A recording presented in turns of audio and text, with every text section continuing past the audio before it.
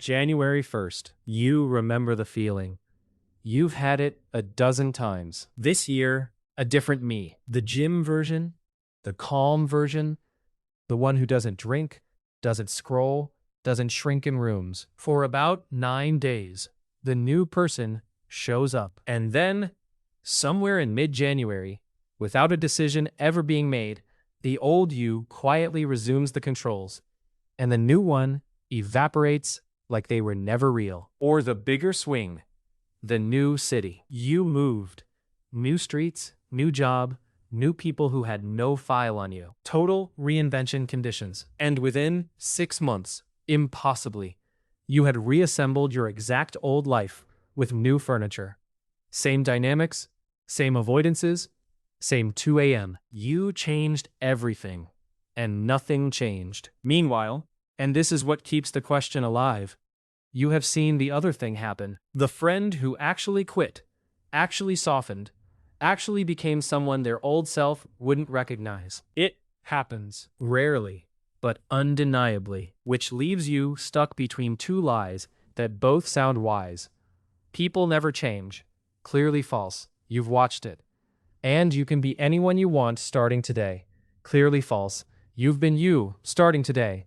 Every January of your adult life. So, which is it? Underneath the failed resolutions, the question you're really carrying is heavier. Am I fixed? Is the person I am at this point the person I get? With everything that means for the habits I hate, the patterns I've mapped in this valley for 9 chapters? Now, let me ask you, what is the old skin you've outgrown but are still wearing? And honestly, has your day come? Or is the new skin still forming underneath? Comment below. 3,000 years ago, the observers who charted every human situation wrote an entire chapter on radical transformation. And for its name, they chose the single most literal image of becoming different that nature offers: molting. The animal that sheds its whole skin. Read against your question. Their answer is a qualified yes, down to the skin. But the chapter comes with conditions, a timing law, and a counterfeit detector. And between them, they explain every reinvention that ever failed you, including the one currently scheduled for next January. Welcome back to the Valley. The book. The I Ching, the Book of Changes. Tonight, chapter 49. And this one comes with a secret hiding in its name. The chapter is called G. Translators render it Revolution. But the written character is older than politics. G originally means an animal's hide, skin, leather. Before this word ever carried the force of political revolution, it named the surface that can be stripped away. The thing a snake does when it grows a complete new skin beneath the old one, and then, one specific day, splits the casing and walks out of its own former surface, leaving a translucent ghost of itself in the grass. The ancients built the chapter on that image, plus one more: fire in the lake. The image says that the noble person sets the calendar in order and makes the seasons clear. Water presses down, fire pushes up. That's the felt sense of the pre-change state. And you know it from inside.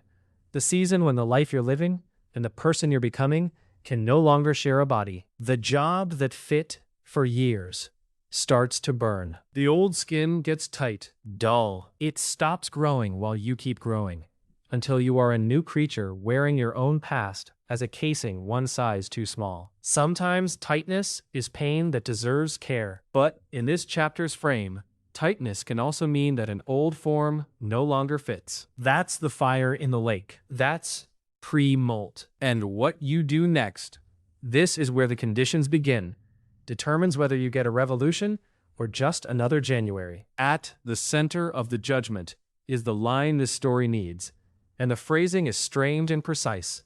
Revolution. On your own day, you are believed. On your own day, not on a day. Not on the first of the month. On yours. The ancients are pointing at something every molting animal knows in its body, and every resolution maker forgets. The shed has a season, and the season is not chosen. It's reached. A snake cannot decide to molt in March, because March feels symbolic. The split happens on the day the new skin underneath is finished, fully formed, functional, ready to meet air. Shed early, before the underskin is complete, and you don't get transformation, you get a wound. An animal without a surface. Now run your failures through that law and watch them explain themselves. January 1st is the calendar's day, an arbitrary square, symbolic to everyone and organic to no one. You attempted the shed with no new skin grown underneath, no rehearsed routines, no rebuilt environment, no practiced new responses, just a declaration and bare will. 9 days later, the will exhausted, and there was nothing beneath it but the old surface, which resumed, because a creature must have some skin. The move to the new city, same autopsy.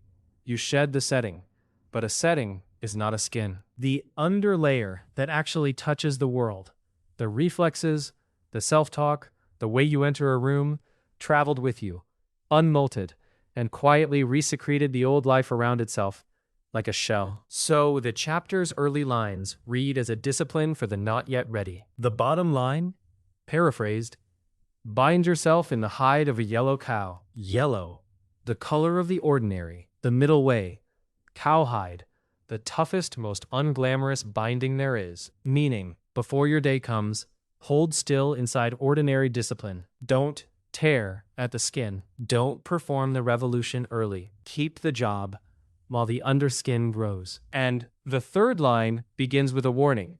Going forward brings misfortune. Perseverance becomes dangerous. Then, it adds the strangest, most practical rule in the chapter.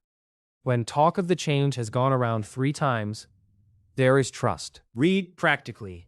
That suggests 3 passes. Test the revolution in small, revocable versions. Say it aloud. Try it for a weekend. Let it survive separate seasons of your own doubt. And only when it comes back still true, split the casing. 1-pass revolutions are moods. 3-pass revolutions are molts. Then, the top of the chapter delivers the counterfeit detector. 3 portraits of change in descending order of depth. And the last one is going to sting. The 5th line, the great one changes like a tiger. The pattern is bold, visible, unmistakable. And the text adds an astonishing detail. Even before consulting the oracle, there is trust. You've met a tiger change once or twice. The friend 2 years sober, whose whole bearing announces it before a word. The transformation nobody argues with, because it's written in the stripes. That's the real thing. Change so complete, it radiates. The top line, first half. The superior one changes like a panther, subtler. The finer markings reveal themselves detail by detail. Not everyone gets a tiger year. Most true change is panther-work. The steady, unglamorous repatterning of small responses, visible only up close, accumulating for those patient enough. The chapter honors it fully. And then, the second half of that same line, paraphrased, the lesser person changes only the face. The ancient line can describe outward conformity after a revolution. Read psychologically, though, it becomes a brutal mirror test. Molts the face, the surface presented forward. The new haircut after the breakup. The new vocabulary from the new books. The new city, new feed, new aesthetic, new bio, while beneath the refreshed exterior, the entire animal remains exactly as it was. The ancients watched their own era's version of it, courtiers who reformed their expressions when regimes changed, and nailed the eternal move, change performed at the surface, for an audience, to avoid change performed in the skin. Here's the mirror test the line hands you, and it's uncomfortably efficient. After your last reinvention, what changed? How you looked, or how you responded? The face-molt updates the parts other people see. The true molt updates the parts that touch the world. What you do at 2 a.m., what you say when cut off in traffic, whether you pick the fight. If every reinvention you've attempted was announced before it was grown, styled before it was tested, visible before it was functional, you weren't molting. You were redecorating the casing, which leaves one question. And if you've been in this valley since last episode, you may have been holding it the whole time. Last week, the tree said, nothing is ever replaced. Every self is kept, ring upon ring. Tonight, the snake says, shed the whole skin. Walk out of your former surface entirely. So, which is it? Are you accumulated or replaceable. Watch the snake closely, and the contradiction dissolves into the deepest thing this chapter knows. The snake that sheds is not a different snake. Nothing essential was swapped. No stranger moved in. What lies in the grass afterward is not a self. It's a casing. The dead, outermost, no longer growing layer of a creature that had already outgrown it. The molt doesn't make the animal different. The molt makes the animal current. The new skin isn't a costume acquired. It was grown from within, by the old you, out of your own material, during all those tight, uncomfortable months.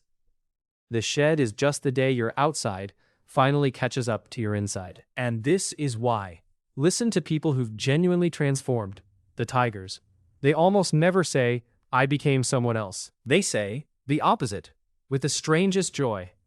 I finally feel like myself. The reinvention that works isn't a departure. It's an arrival. The rings of you, freed from a casing that stopped growing years ago. So, can you actually become a different person? The chapter's full answer, at last. No. There is no different person available. There is only you, all the way down, rings and all. And yes, more completely than you've dared hope. Everything that touches the world, the entire skin of habit and reflex and response, sheds and renews, down to the last scale, on your own day, after 3 times around, with the new layer grown quiet and whole underneath. The cynics and the January salesman were both wrong in the same direction.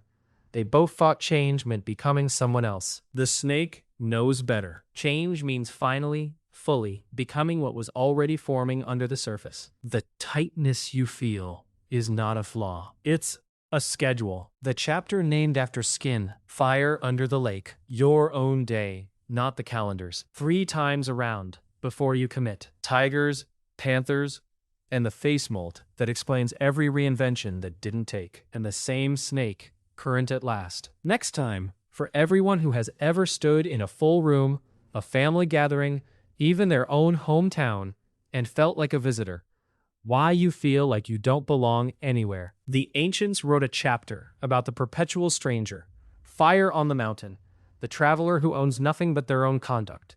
And hidden in it is the strange dignity of the unbelonging. If you've ever been homesick for a place that doesn't exist, that chapter was written for you. If you want to keep walking through these questions with me, subscribe and turn on notifications so you'll know when the next episode is ready. But before you go, the ritual, and tonight, it asks for honesty. Where are you in the change right now? Still feeling the old skin tighten? Quietly growing the new layer? Or ready to step out? All 3 answers are honorable. The chapter blesses the yellow cowhide season as much as the shed. Read the others. You'll find tigers in that scroll, and panthers, and a lot of brave people binding themselves through the growing months. And every one of them will make your own tightness feel less like a malfunction and more like what it is, a schedule.